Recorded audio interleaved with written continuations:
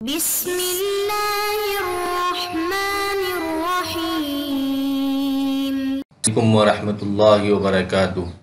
عزیز طلباء طالبات، بسم اللہ الرحمن الرحیم۔ تقابل ادیان و مذاہب کا سبق نمبر 108 آج ہم پڑھ رہے ہیں۔ اس سبق کا عنوان ہے قرآن کریم کا الہامی و غیر الہامی کتب سے موازنہ۔ آج کے اس سبق میں ہم قرآن کریم کا دیگر مذہبی کتابوں سے موازنہ کریں گے، وہ مذہبی کتاب خواہ الہامی ہو یا غیر الہامی ہو۔ ہم یہ دیکھیں گے کہ قرآن کریم ان کتابوں سے کے مقابلے میں کیسے ممتاز ہے، کیا خصوصیت ہے قرآن کریم کی جو دیگر کتابوں میں نہیں پائی جاتی ہے۔ کتابت اور حفاظت کے ضمن میں قرآن مجید کے علاوہ دیگر مذہبی کتابیں زمانے کی خرد برد کے ہاتھوں نہ بچ سکیں۔ مثلا ہندوؤں کے مقدس کتب ویدوں کا زمانہ تالیف آج تک متعین نہیں ہو سکا۔ خود ہندو قوم اس کو عدم صحت کے بجائے اسے ایجاد بندہ خیال کرتے ہیں۔ اسی طرح ویدوں کی تعلیمات میں وہ جامعیت نہیں جس سے وہ زندگی کے تمام شعبوں کو محیط ہو، جیسا کہ قرآن کریم کی تعلیمات ہر دور اور ہر زمانے کے لیے زندگی کے تمام شعبوں میں ہدایات پیش کرتی ہیں۔ وید یہ ہندوؤں کی مذہبی کتاب ہے اور سب سے مقدس کتاب ہے۔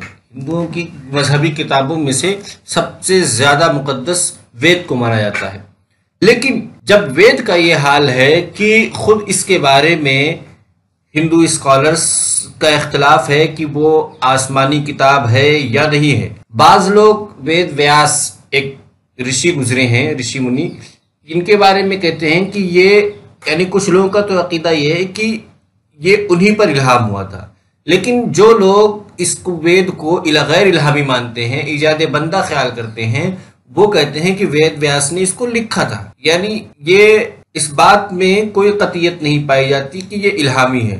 اور دوسری بات یہ ہے کہ وید کی تعلیمات میں وہ جامعیت نہیں پائی جاتی جو جامعیت قرآن کریم کو حاصل ہے، کہ قرآن کریم کی تعلیمات ہر دور اور ہر زمانے کے لیے ہے، اور وید کی تعلیمات اس قدر جامع نہیں ہے کہ اس کو ہر دور اور ہر زمانے میں فٹ کیا جا سکے۔ بدھ مت کی کتابوں کا معاملہ تو بالکل مختلف ہے۔ یہ کتابیں جو تریپٹک کے نام سے مشہور ہیں وہ گوتم بدھ کے زمانے حیات میں جمع ہی نہیں کی گئی تھی، بلکہ گوتم کی وفات کے بعد تیسری کونسل 224 قبل مسیح میں اسے مدون کیا گیا۔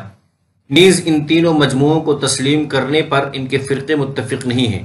ہینایان فرقہ تریپٹک کو مانتا ہے لیکن مہایان بالکل نہیں مانتا۔ اسی طرح ان کتابوں کے تحفظ کی بھی کوئی گارنٹی نہیں، حتیٰ کہ ان کے متون بھی مختلف ہیں۔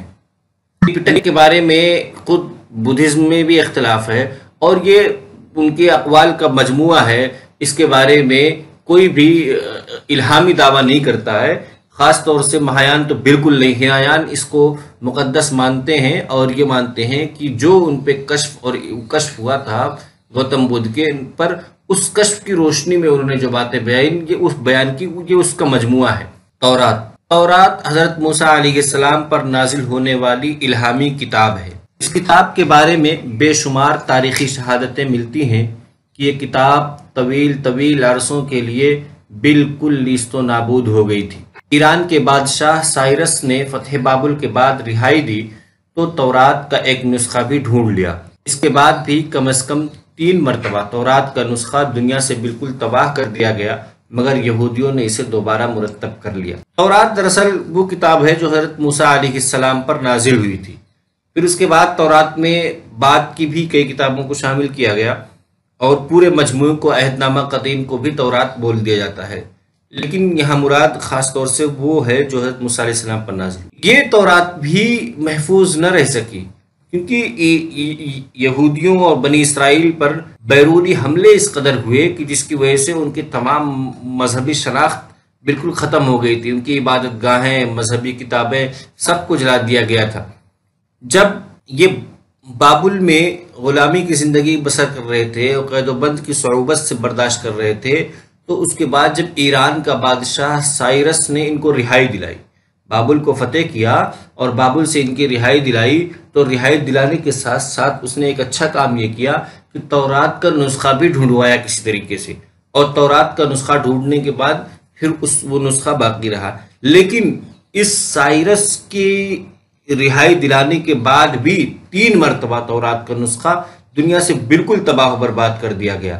جب یہ حالات رہے کہ کئی بار ان کے نسخے معدوم ہوئے، اس کے بعد پھر اپنی یادداشت کی بنا پہ لوگوں نے لکھا، اس وجہ سے ان کی قطعیت کے بارے میں اور ان کی حفاظت کے بارے میں کچھ بھی یقینی بات نہیں ہے۔ وجہ یہ ہے کہ ان کی متون میں بھی اختلاف ہے، اور نعوذ باللہ اس میں ایسی باتیں ہیں جو انبیاء کرام کی شان میں گستاخی پر محمول ہیں۔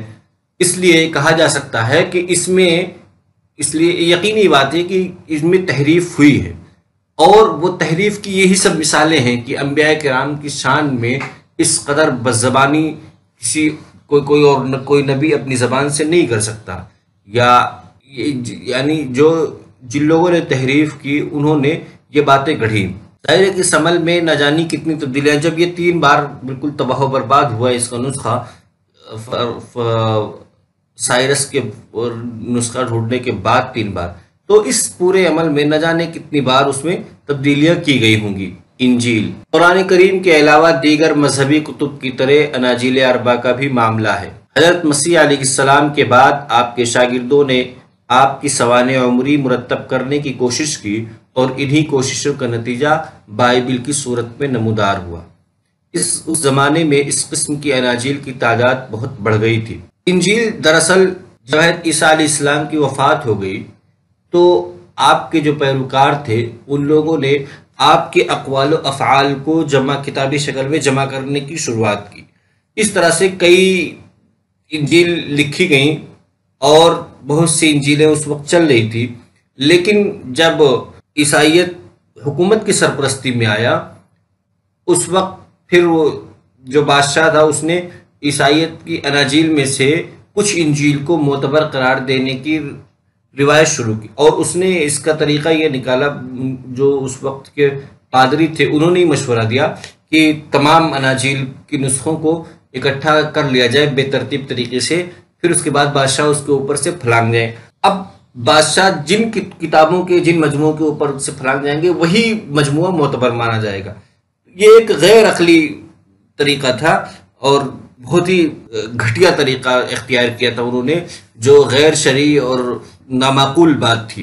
چنانچہ اناجیل اربع جو انجیل متی، انجیل یوحنا، اس کو اور انجیل لوقا اور انجیل مرقس، یہ 4 اناجیل ان کا انتخاب ہوا۔ اگرچہ اس سے پہلے بہت سی اناجیل تھی، پھر تمام کو الگ کر دیا گیا، اور ان 4 کے علاوہ جو دیگر انجیل تھی ان کو جلا دینے کا حکم دیا گیا۔ اب یہ جو 4 انجیلیں ہیں یہ بھی محفوظ نہیں ہیں، ان کے بارے میں بھی اس میں بھی ترمیم ہوئی ہے۔ یہ وہی نہیں حضرت عیسیٰ علیہ السلام کے اقوال اور افعال اس میں نقل نہیں کیے گئے ہیں۔ ایک روایت کے روح سے اس طرح کے 34 اناجیل کا پتہ چلتا ہے، یعنی ان 4 کے علاوہ اور بھی 34 انجیلیں تھیں۔ قرآن کریم، ان سب کے برخلاف ہم دیکھتے ہیں کہ قرآن اپنی اصل زبان میں آج تک اسی صورت میں محفوظ ہے جیسے وہ اترا تھا۔